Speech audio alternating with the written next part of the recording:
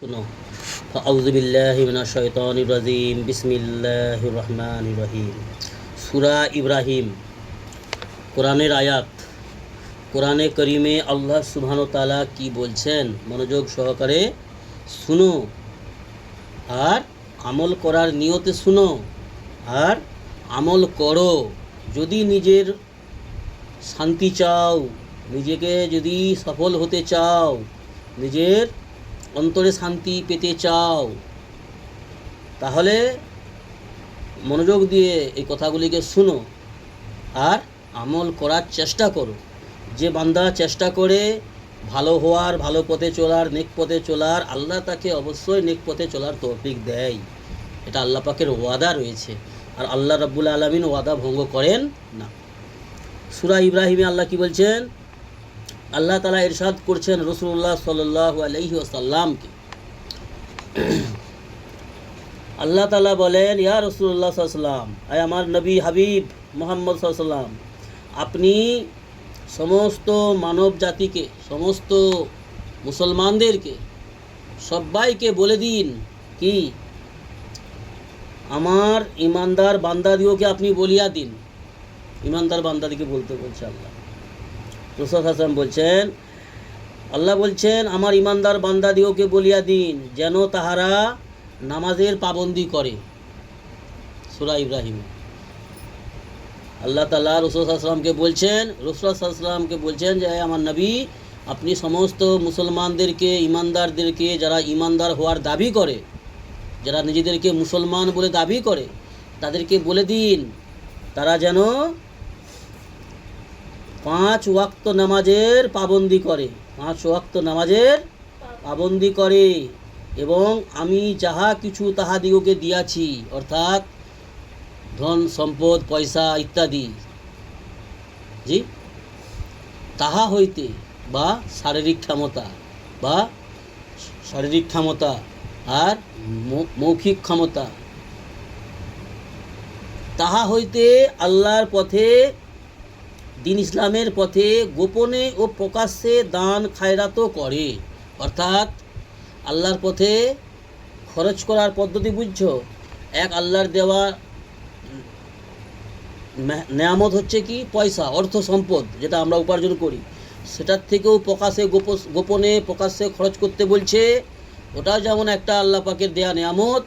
এবং মুখের দ্বারা, এটাও আল্লাহর নেয়ামত না? জুবান, ব্রেন, শারীরিক ক্ষমতা, এইগুলোকেও আল্লাহর পথে খরচ করতে হবে। অর্থাৎ এই জবানের দ্বারাই লোককে ভালো কিছু উপদেশ দাও, দিন ইসলামের কথাটা বলো, দিন ইসলামের পথে মানুষকে আহ্বান করো এবং অন্যায় কাজ থেকে, গুনাহের পথ থেকে, শয়তানের পথ থেকে প্রতিরোধ করো, বাধা প্রদান করো।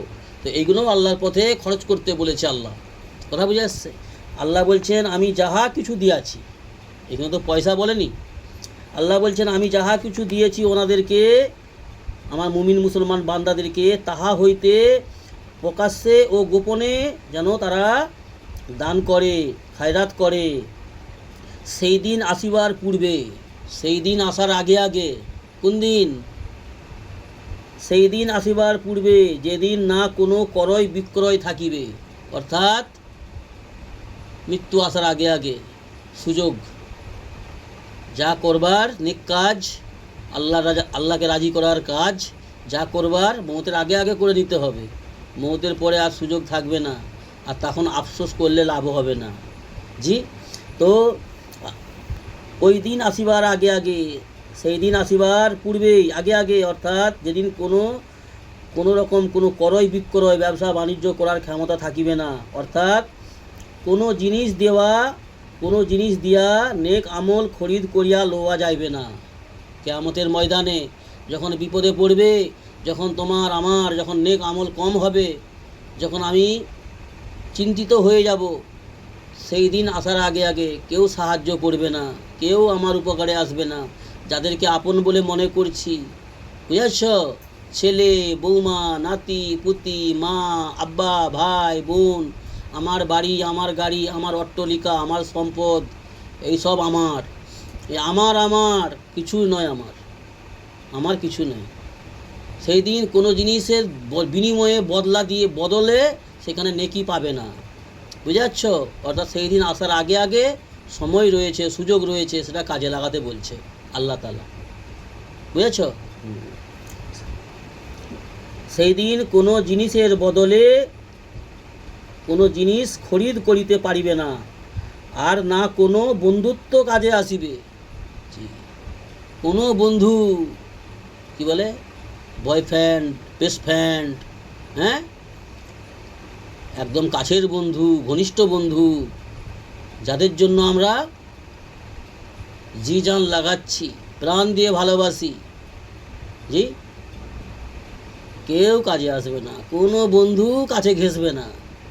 অর্থাৎ তোমার আমার নেক আমল কাজে আসবে, তোমার আমার নেক আমলটাই কাজে আসবে, মুক্তি পাওয়ার মুক্তিপণ হিসাবে কাজে লাগবে তোমার আমার নেক আমল।